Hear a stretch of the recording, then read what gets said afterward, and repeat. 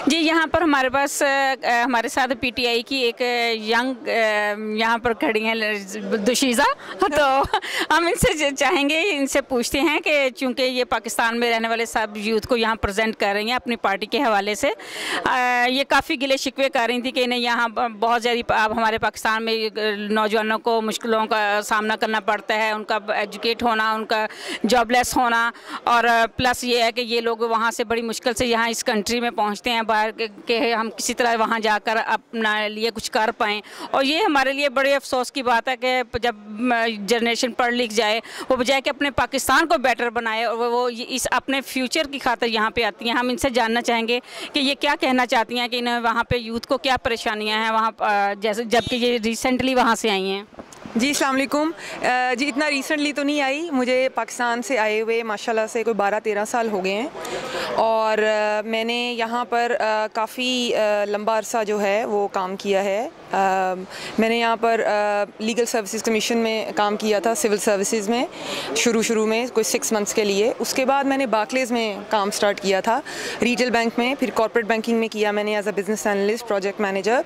और फिर Ernst and Young पे मैं मूव ऑन होगी एज अ कंसल्टेंट। वहाँ पे मैंने मैनेजमेंट कंसल्टेंट के तौर पे काम किया एडवाइजरी में। फिर वहाँ से I moved on to Cognizant, जहाँ पे मैंने एज अ बिज़नेस एनालिस्ट काम किया। अब मेरा जो सारी स्टडीज़ थी और जो मेरा स्कूलिंग और कॉलेज और सब कुछ जो है वो पाकिस्तान से है। Basically I am from Lahore. तो यहाँ पे आकर मैंने प्रोफेशनल कोर्सेज़ किए। मेरे पास ऑप्शन थी कि मैं यहाँ से एक और मास्टर्स कर सकती थी, लेकिन मैंने यहाँ पे आके रिटेल बैंक से स्टार्ट किया और मैंने as a personal banker start किया था, बल्कि काफ़ी जूनियर लेवल था, कैशियर से 1 लेवल अबव था। फिर I made my way up, क्यों मैंने मेहनत की, फोकस किया। और लेकिन आपको मैं ये बात बताऊँ, जब मैं पाकिस्तान में ग्रेजुएट हुई थी अपनी यूनिवर्सिटी से, तो वहाँ पर मेरी कुछ क्लास फेलोज़ थे, लड़कियाँ लड़के, जिनके पेरेंट्स की कॉन्टैक्ट्स थे मियाँ मंशा के साथ और इधर उधर, और उनको एमसीबी में फ़ॉरेन जॉब्स लग गई। और मैंने इंटर्नशिप की थी, लेकिन मुझे थोड़ा स्ट्रगल करना पड़ा। मैंने अपने घर वालों को कहा कि मतलब I want to get into a bank और ये वो, लेकिन उनके प्रिंसिपल्स के ये ख़िलाफ़ था कि हमारी फैमिली में उन्होंने ये असूल है कि नहीं, बच्चे जो हैं वो अपने बेस के ऊपर, अपने ओन के ऊपर आए ना आगे। तो हमारे पाकिस्तान में ना ये बहुत बड़ा डायलेमा है कि बच्चे जो होते हैं या यूथ होती है, जब वो यूनिवर्सिटी से ग्रेजुएट होते हैं, वहाँ से पढ़ते हैं, तो उनको ना जॉब्स नहीं अवेलेबल होती। फिर जब मैं यहाँ आ गई तो मुझे देखें अपॉर्चुनिटीज़ जो थी वो मिली। It's a land of opportunities. तो अपॉर्चुनिटीज़ मिली, मैंने भी कोशिश की, मेहनत की, अल्लाह ताला ने भी मेरी हेल्प की। लेकिन यहाँ पे एक फेयर सिस्टम है। आप में मेहनत करने का जज्बा है, और अगर आप को काम करना चाहते हैं, आपके अंदर शौक़ है, जुस्तजू है और आपके अंदर है, तो आपको वो लोग हेल्प करते हैं।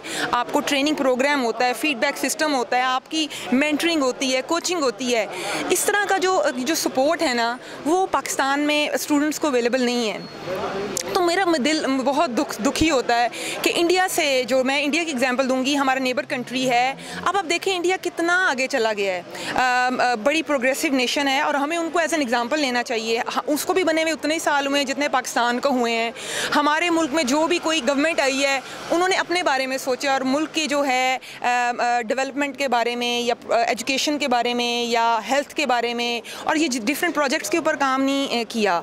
तो हम इतने फार बिहाइंड है कि अभी इंडिया कहता है कि 2020 तक हम जो हैं 25 टाइम्स जो हैं वो इकॉनमी वाइज पाकिस्तान को पीछे छोड़ देंगे और आगे चले जाएंगे। अभी हम 18 की रेशो से हम आगे हैं, और वो पाकिस्तान को किसी खातर में नहीं लेते। कश्मीर का मसला भी है या जो भी है, उसमें वो पाकिस्तान से सही तरह से बात भी नहीं करते। तो हमें अपनी जो सेल्फ रिस्पेक्ट है और अपनी जो एक एक दुनिया में पहचान है, वो खुद बनानी है, अच्छे काम करके, मेहनत करके, और अपने आप की रिस्पेक्ट खुद बनानी है और रिकग्नाइज़ कराना है अपने आप को। और वो इसी तरह से हम रिकग्नाइज़ कराएंगे कि हम लोग कोलैबोरेट करें। जो ओवरसीज़ पाकिस्तानीज़ हैं और जो पाकिस्तान में पाकिस्तानीज़ हैं, हम लोगों को एक दूसरे के साथ मिल के कोलैबोरेट करके काम करना है, आइडियाज़ शेयर करने हैं, नॉलेज शेयरिंग करनी है, नेटवर्किंग करनी है। ये सब काम अच्छे करने हैं, पॉजिटिव चीज़ें करनी है। यहाँ से ऑफशोर आउटसोर्स जो है कंपनीज़ को लेके जाना है। ये तभी सारे काम होंगे जब हमें फ़ील होगा कि हम लोग वहाँ पे सेफ़ हैं। वहाँ जाएंगे तो हमारी जायदादों पे कब्ज़ा नहीं हो जाएगा, वहाँ जाएंगे तो हमारे पर FIR नहीं हो जाएगी, जाएगी। अब यकीन जाने मैं पाकिस्तान गई थी मेरे फादर इन लॉ की डेथ के ऊपर, तो प्रॉपर्टी का मसला फैमिली में बन गया और मेरे जो इन लॉज में एक SSP थे पुलिस में, उन्होंने दुश्मनी में मेरे पर FIR करवा दी झूठी। तो अब आप ये सोचें कि मेरे पे क्या गुजरी होगी।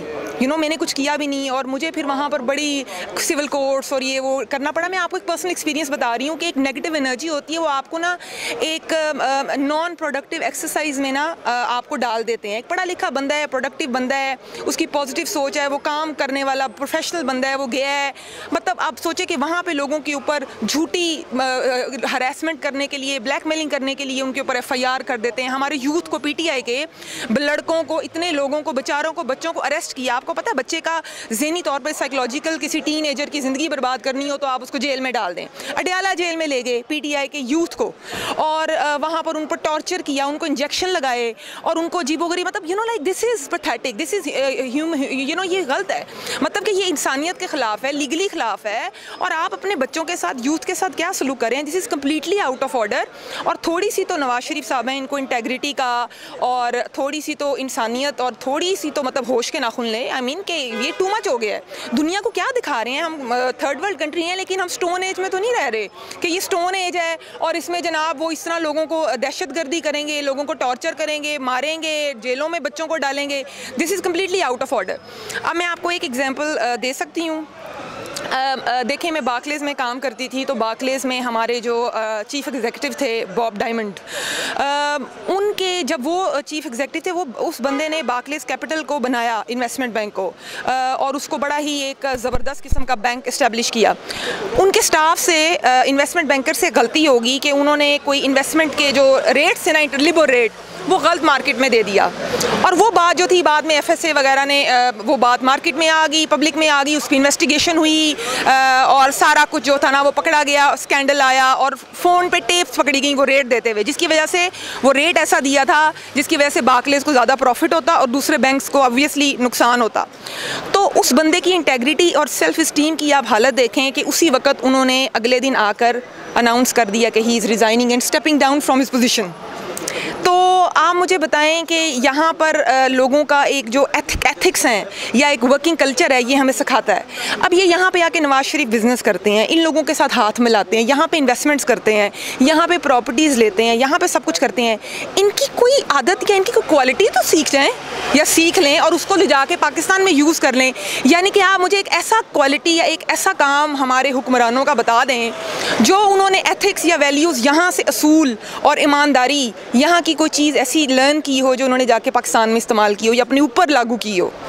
हम लोग चेंज हो जाते हैं यहाँ पे आके, हमें ट्रेनिंग मिलती है इस माहौल में रह के, तो इनकी ग्रूमिंग क्यों नहीं हुई अभी तक?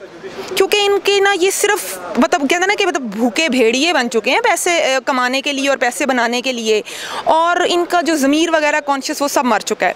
तो all I am saying is कि इनको अभी थोड़ी सी अपनी रिस्पेक्ट के लिए लाइक स्टेप डाउन कर लें, री इलेक्शन अनाउंस करा दें, कोई इतनी बड़ी बात नहीं। अगर ये इनको कॉन्फिडेंट होना चाहिए कि अगर ये रियल में प्राइम मिनिस्टर हैं, मतलब कि लीडर हैं और इनकी फॉलोअर्स हैं, तो people will vote for him again. जब लोगों इतना ज़्यादा हो गया तो री इलेक्शन दोबारा करा लें, इनको प्रॉब्लम क्या है री इलेक्शन में? जी, बहुत शुक्रिया आपके ख्याल का। मैं यहाँ पे थोड़ा सा करेक्ट करूँगी कि मैंने जैसे आपको बोला आप रिसेंटली पाकिस्तान से आई हैं। मेरा कहने का मकसद ये था कि आप चूँकि थोड़े पहले पाकिस्तान से होकर विज़िट करके पाकिस्तान को आई हैं, मेरा ये मतलब था।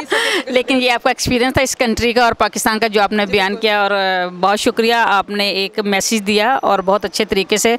अगर किसी के दिल में किसी की बात अच्छी उतर जाए तो बहुत अच्छी बात है। बहुत शुक्रिया आपका।